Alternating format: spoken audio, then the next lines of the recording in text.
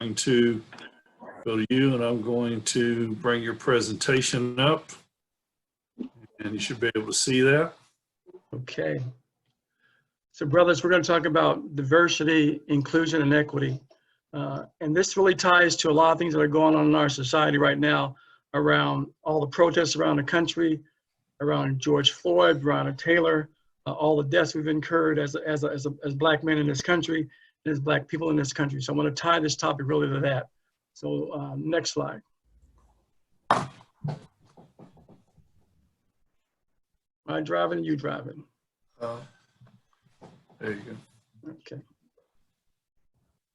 Let me just move this out of the way. Can you see it? Yep, I can see it. All right. Okay.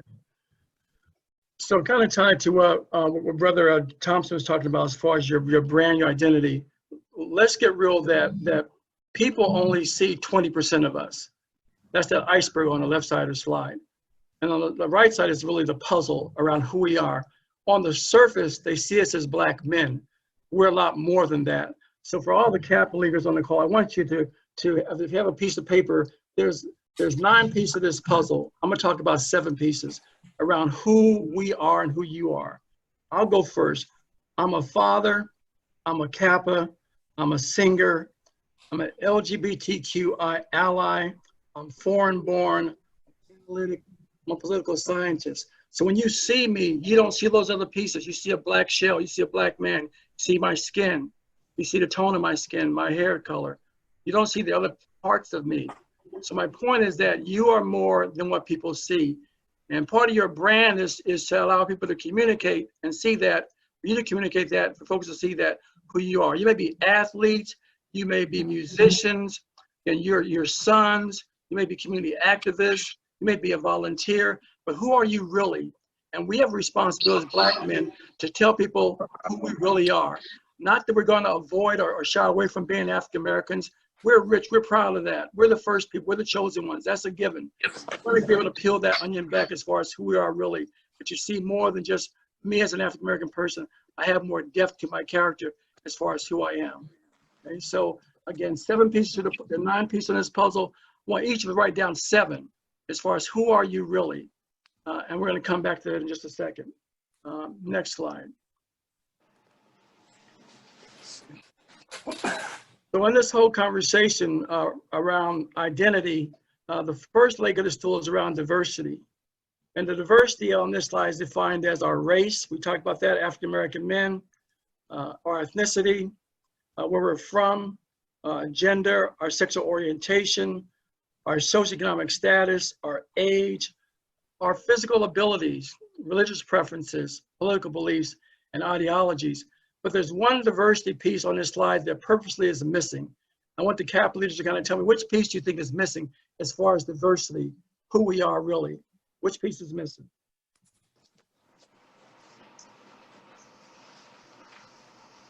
One of our smart Kappa leaders, and what piece is missing?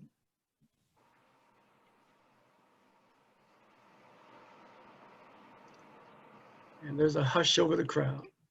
I feel like it's the social economic statute that we're missing. Okay, that socioeconomics is there, my brother. It's already there. What other piece is missing? I want to say like our own personality, our individual personality. Okay, that could be a piece that's missing. Personality, yep. Education. What's that? Education. Okay, education is missing, yes. Okay. Interest. Interest could be missing, yes. Okay. Let me help with that. It's kind of embedded in age. It's called generational diversity. So right now there's 5 generations operating on the planet. And I call them builders, boomers, busters, bridgers, and beacons. And builders are people that are in their 70s. Boomers are folks, their age-wise are like 60 and 50. Busters are folks in their 30s. They're called millennials. Bridgers are folks in their 20s. And beacons, what I call the hopeful generation, are you guys in your teens. So beacons in your teens. So generational diversity is also the key aspect of diversity. It really peels back the age as far as diversity is concerned. So again, are comprised of a lot of these different variables in diversity. So right now, a problem in America is that we're still struggling with honoring and valuing diversity, individual diversity and diversity around these different categories. Next slide.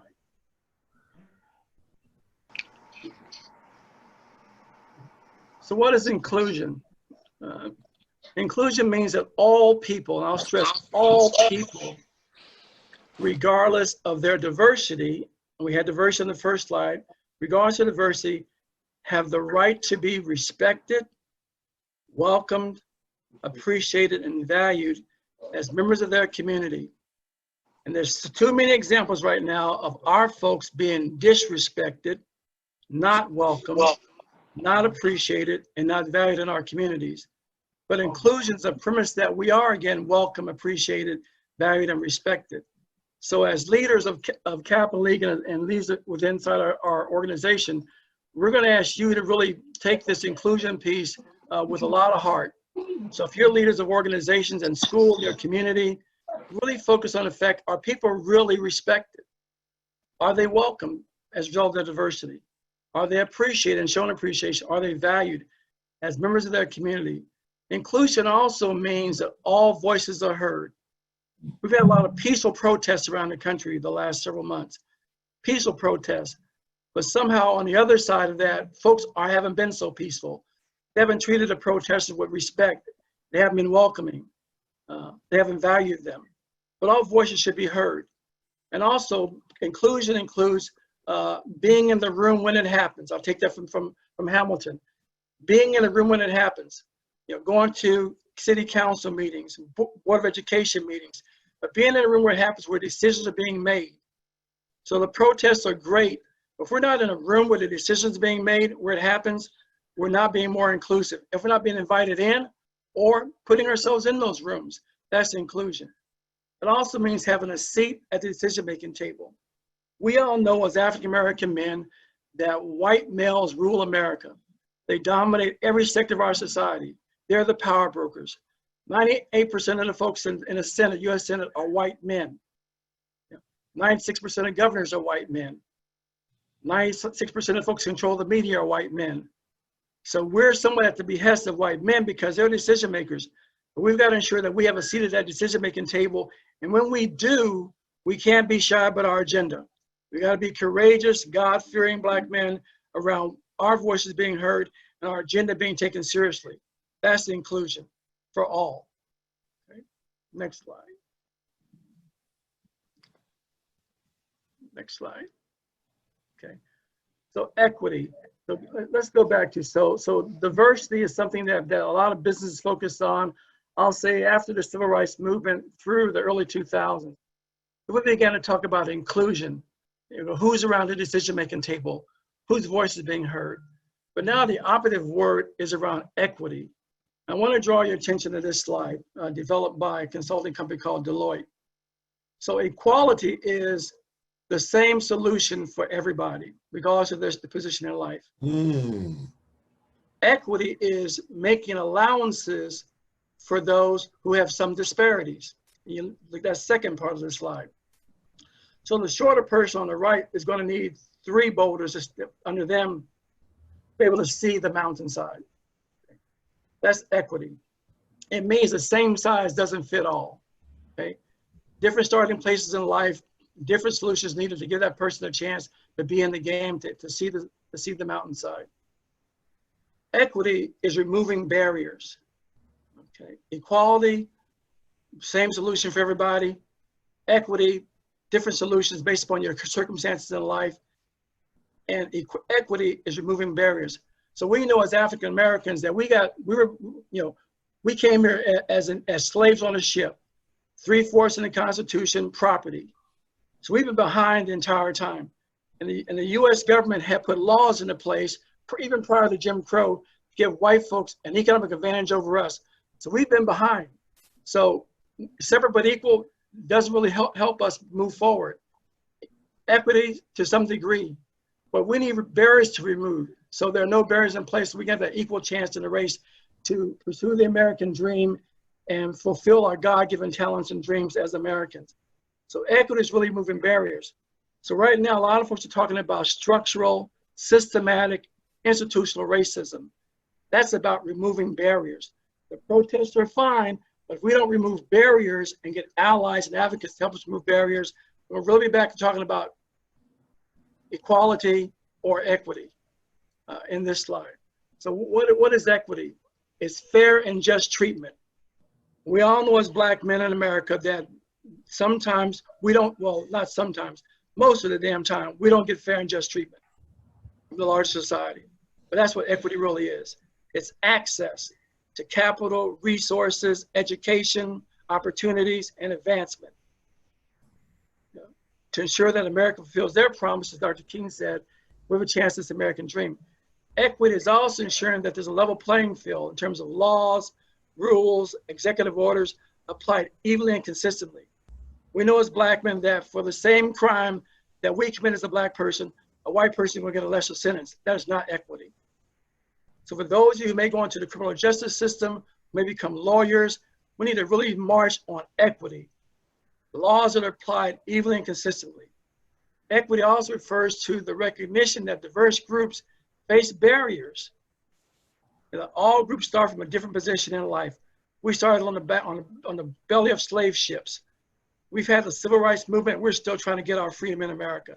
We're searching for equity. So to summarize this, we want our diversity honored. We want to be included, a seat at the table, at the decision-making table. We want equity in America. Same rules applied evenly, consistently, and fairly from an equity standpoint. So I said all this pretty fast, trying to get us back on time. Let me go back to the second slide with the puzzle. So let me get a couple of you Kappa Leaguers to tell us really, beyond what we see you as, who are you really? Let me get a couple of volunteers. What are the pieces to your puzzle? I can volunteer. Yep, go ahead. So my name is John Ian Sherman. I'm part of Petersburg Kappa League. So who am I as a person? I am a JROTC cadet, and I hold a leadership position in there. I am a football player and a wrestler. I have a 4.0 GPA. I take dual enrollment classes, which is college level classes, which I'm trying to get my schedule for next year currently right now. My dream is to go into the military as an officer. I want to either go to the United States Naval Academy or West Point, but if I can't get into those academies, I'll probably go to VMI or Virginia Tech, where the Corps cadets are. And I'm also currently the captain of the wrestling team.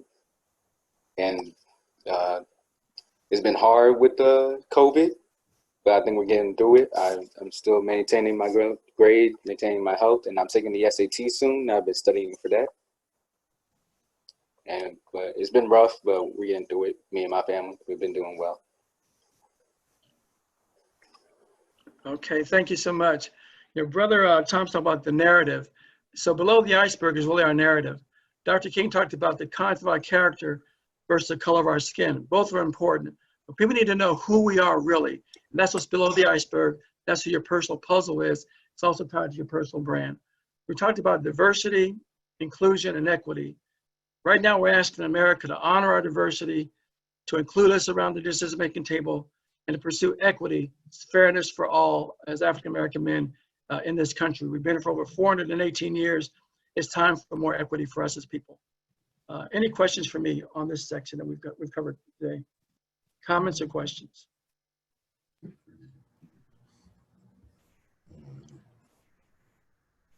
Kappa Leaguers, any questions? Again, good presentation, Brother King. I have a cool question. Yes. So how did, for this, I want to present it. So how did you get through adversity yourself? Like when you realized things were unfair, how did you get through that? How did you develop, and how did that develop you as a person or as a Black man in America? How did you cope with that? Yeah, great question. I'm a business person. I'm a human resource executive. And what I try to do in any organization is first understand the financials. So if you know how the organization makes money, you're going to have a better seat at the table. how the revenue comes in, what the expenses are, what the bottom line is, what the goals and objectives are. So come in with some credibility around the financial aspect, and then shift to the people and the human resources aspect. If you can't do the basic math or the quantum math around the business model and the finances, you may not get a seat at the table. So that's been my approach, as well as to try to skate ahead of all the quote smart folks around the table by really doing my homework and doing more homework and outworking the person next to me, white, black, green, yellow, or indifferent, regardless of their ethnicity, to make sure that nobody's going to outwork me in my position. So I can be viewed as very, very, very credible. And going with data to support my decisions and minimize my emotions. That's been my approach. Good question. Thank you, sir. Yeah. Hey, Jameer, can you hear me? Yes, sir. Email me. My name is Thomas McCaleb. I'm one of the brothers of Kappa Alpha Psi. My email address is thomas.mccaleb, just like you see it, @gmail.com. A couple of my good friends are SEALs. You might know what that is. And I want to introduce you to them so they can give you some tips and tricks as you get yourself in position. And maybe we might be able to put you in touch with one of those letters that you're going to need. Talk to you soon. I'll talk to you soon. Thank you. And Jameer, if you don't remember his email, just email me. I know you've got mine. So. Yeah, I got you. Thank you. Any other questions for me as I close my piece?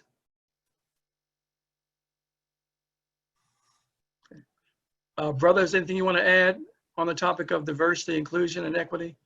Any of the brothers want to add? One of the things that I would add to that, Brother King, is again, one of the things that you highlighted is outworking everybody that was working beside you. Again, I teach ethics, and one of the things that I teach my students is facts are not feelings. When doing business, you cannot operate out of your emotions. You have to base your decisions on what you know and not what you think. So even when you go to class, before you go to class, make sure you study the subject that is being discussed so that you can answer the question based on what you know, not playing a guessing game. And the same thing works with in the work world. You're being paid based on what you know, not based on what you thought. Good. So Brother King, again, great presentation.